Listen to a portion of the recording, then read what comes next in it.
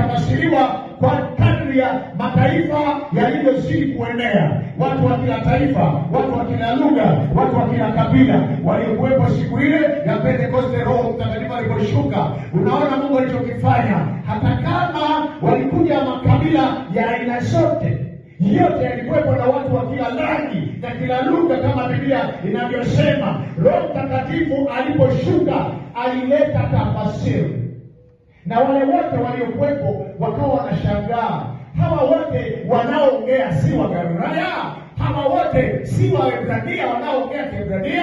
Imekuwaje sasa kila mmoja tusikie kwa lugha yake?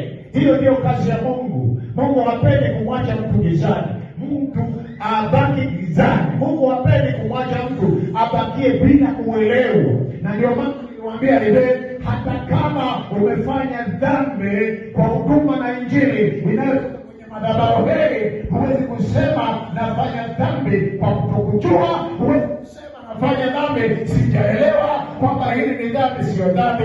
Kila utakachokigusa kikiwa ni chema, Roho itakushuhudia kwamba hapa ni chema. Mungu wangu ametia tiki. Ukifanya kilicho kibaya, dhamiri yako itakushuhudia na ukwambia hapa si. Haleluya. Haleluya.